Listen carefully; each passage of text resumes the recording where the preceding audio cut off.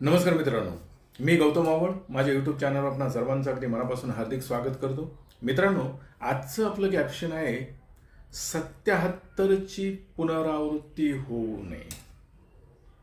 आता तुमच्या मनामध्ये नेमका प्रश्न निर्माण झालाच असेल की 77ला असं काय घडलं, अशी पुनरावृत्ती होऊ नये असं कोण म्हणतंय, का म्हणतंय आणि त्याचा संदर्भ आज काय आहे. मित्रांनो, या प्रश्नाची सर्व उत्तरं जर बघायची असतील तर हा व्हिडिओ तुम्हाला संपूर्ण पाहायचा आहे.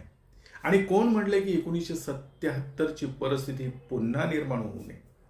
मित्रांनो, झालंय असं की नागपूर या ठिकाणी पत्रकार परिषदेमध्ये पत्रकारांनी विचारलेल्या प्रश्नाला उत्तर देताना वंचित बहुजन आघाडीचे सर्वेसर्वा माननीय आदरणीय बाळासाहेब आंबेडकर यांना असं सांगितलंय की मी आत्ता जी काही परिस्थिती पाहतोय किंवा जी परिस्थिती माझ्या निदर्शनामध्ये येते ती जर परिस्थिती बघितली तर 77ची पुनरावृत्ती होऊ नये. म्हणजेच 1977ची पुनरावृत्ती होऊ नये, कारण त्या गोष्टीचा आम्हाला अनुभव आहे, ती गोष्ट मी जवळून बघितलेली आहे आणि ती जर घडवायची नसेल पुन्हा तर मग आपल्याला काहीतरी प्रोग्राम आपल्यासमोर आखावा लागेल. आणि त्यासाठी बाळासाहेबांनी हे स्टेटमेंट केलंय. त्या स्टेटमेंट मागचा अर्थ काय. तर मित्रांनो, सध्याचं जर वातावरण बघितलं या देशामधलं तर 2014 पासून आपल्याला माहितीच आहे की भारत देशामध्ये मोदींचं सरकार आलंय, म्हणजे भारतीय जनता पार्टीचं सरकार आले. आणि हे सरकारची जर परिस्थिती बघितली तर या सरकारला झुकवण्यासाठी किंवा हरवण्यासाठी किंवा या सरकारला पायउतार करण्यासाठी जी इंडिया आघाडी निर्माण झाली आणि इंडिया आघाडी जशी एका हेतूने निर्माण झाली की भारतीय जनता पार्टीचं जे काही भ्रष्ट सरकार असेल, महागाई रोखता येत नाही या सरकारला, किंवा ज्यांनी वायदे केले होते कुठलाही वायदा पूर्ण न केलेलं असे सरकार घालवायचं असेल, हे त्यांचे एक इंटेन्शन आहे फक्त. आणि मग या इंटेन्शनमध्ये आज इंडिया आघाडीमध्ये काय झालंय की नितीश कुमार निघून गेलेत, त्याच्यामधून इकडे अखिलेश यादव निघून गेलेत. आणि आता महाराष्ट्राची जर आपण परिस्थिती बघितली तर महाराष्ट्रामध्ये असलेला राष्ट्रवादी काँग्रेस, शिवसेना आणि काँग्रेस पार्टी यांच्यामध्ये 2 फेब्रुवारी 2024ला वंचित बहुजन आघाडीचा समावेश करण्यासाठी त्यांना निमंत्रण दिलंय. त्यांचं त्यांनी पुष्पगुच्छ देऊन आभारही मानले किंवा अभिनंदनही केले. आणि हे बघितल्यानंतर बाळासाहेबांना ज्यावेळेस विचारलं की मग त्यामध्ये काय ठरलं, तर बाळासाहेब सांगतात की मी माझे 31 मुद्दे या 3ही पक्षांसमोर ठेवलेले आहेत. आणि ते 31 मुद्दे का ठेवले, कशासाठी ठेवले, तर बाळासाहेब असं सांगतात की ज्यावेळेस जवाहरलाल नेहरूंचं निधन झालं 27 मे 1964ला, त्यानंतर जी काही राजकीय परिस्थिती या निर्माण झाली किंवा राजकीय पोकळी निर्माण झाली, ही पोकळी बघितली तर नेहरू नंतर पंतप्रधान झाले गुलझारीलाल नंदा, त्यांच्यानंतर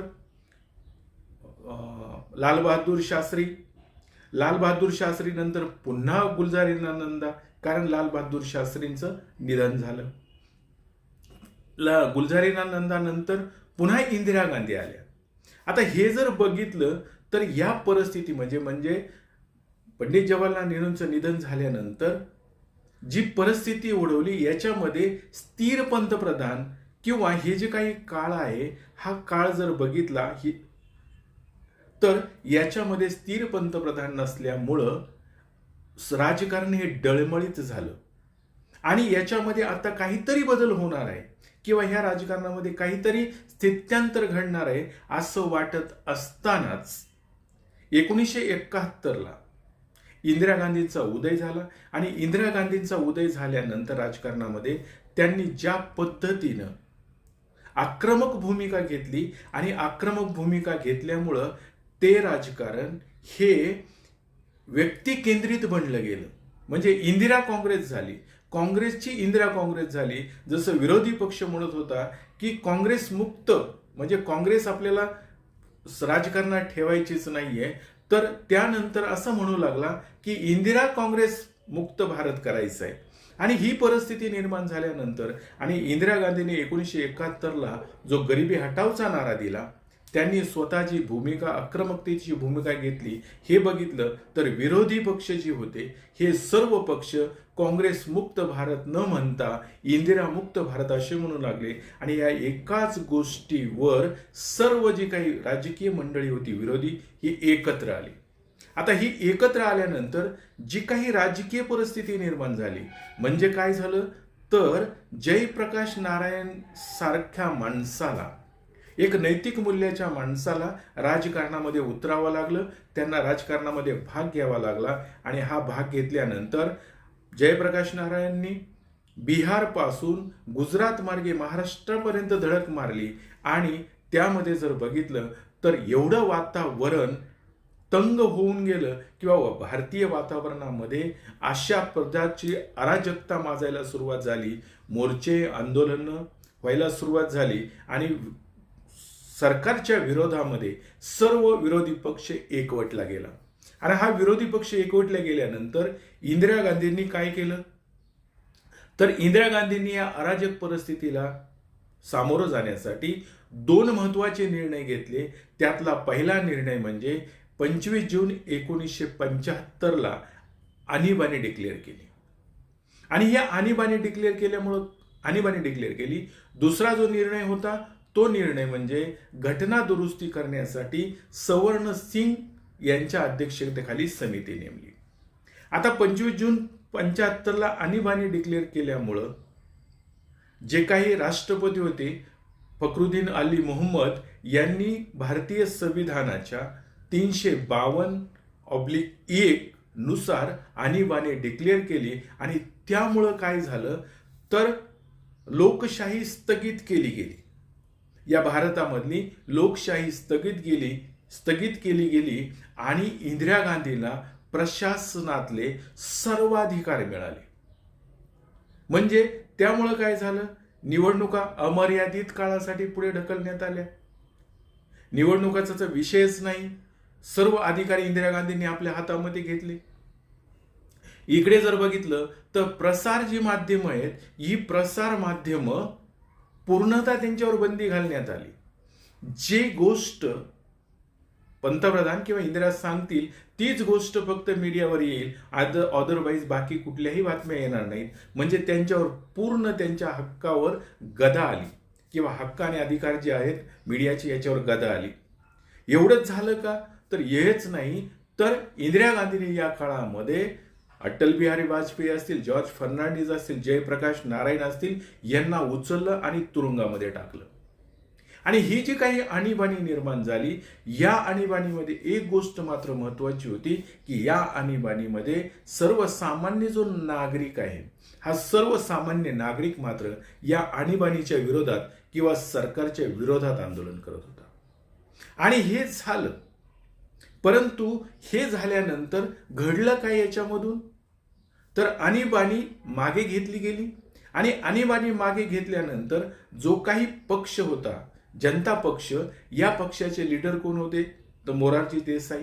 मग ह्या मोरारजी देसाईंनी काय केलं, आणीबाणी मागे घेतली, इलेक्शनला सामोरे गेले आणि यामध्ये इंदिरा गांधींचा सुद्धा दणानून पराभव झाला.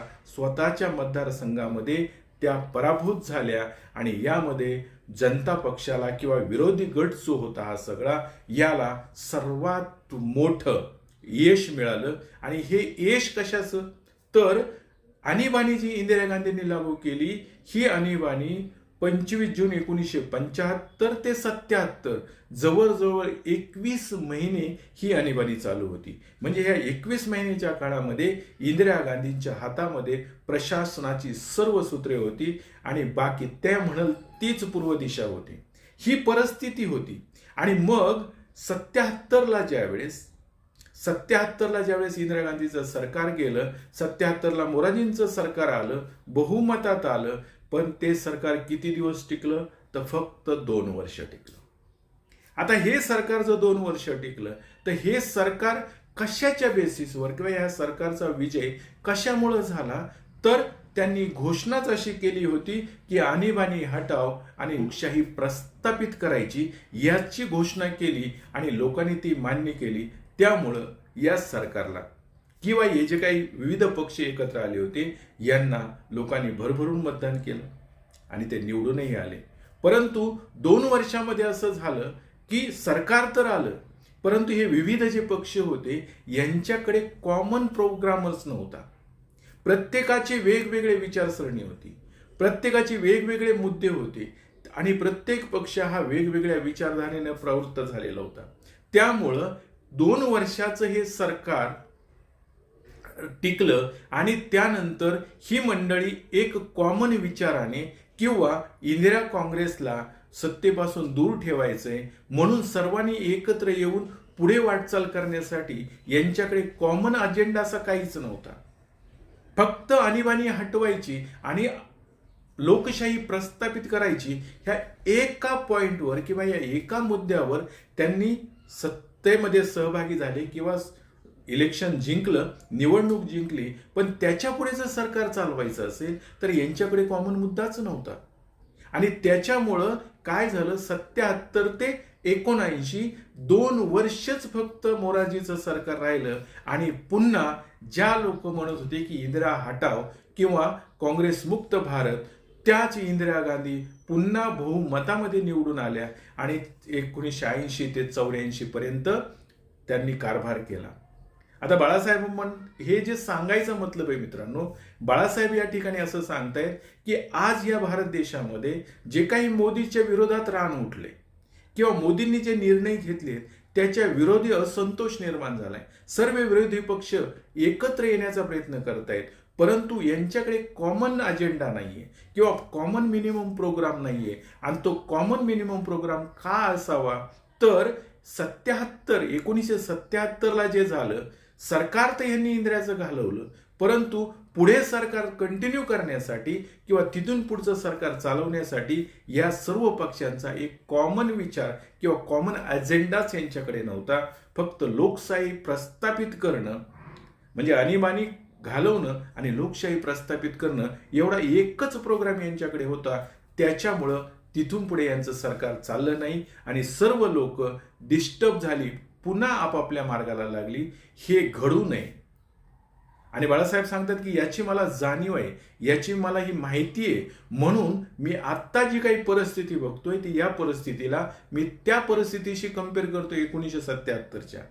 कारण आता जर सदृश्य परिस्थिती बघितली तर मोदी मी म्हणेल तीच पूर्व दिशा अशा पद्धतीने वागतायत. म्हणजे इंदिरा गांधींनी त्यावेळेस जे केलं मोदी तेच करतायत. मग त्यांच्यात आणि यांच्यात फरक तो काय राहिला.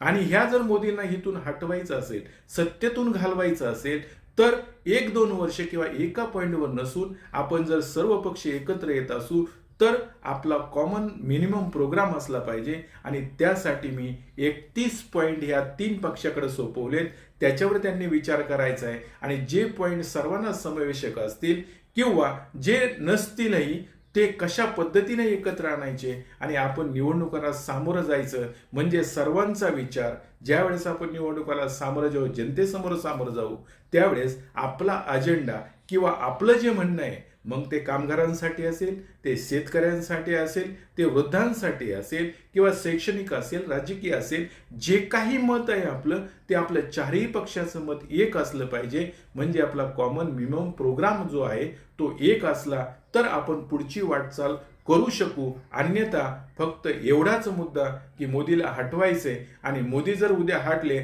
तर त्याच्या पुढे काय, ही परिस्थिती निर्माण होऊ नये आणि आपण पुन्हा वेगवेगळ्या दिशेला जाऊ नये. आपलं हे सरकार जे किंवा आपण विजय प्राप्त केल्यानंतर आपण पुढचं सरकार सुद्धा स्थापित करायला सक्षम राहू. त्यामुळं आपल्याकडे कॉमन मिनिमम प्रोग्राम असला पाहिजे आणि तो कॉमन मिनिमम प्रोग्राम अशा पद्धतीनं स्ट्रॉंग असला पाहिजे की चारही पक्षांची मतभेद नाही झाले पाहिजे.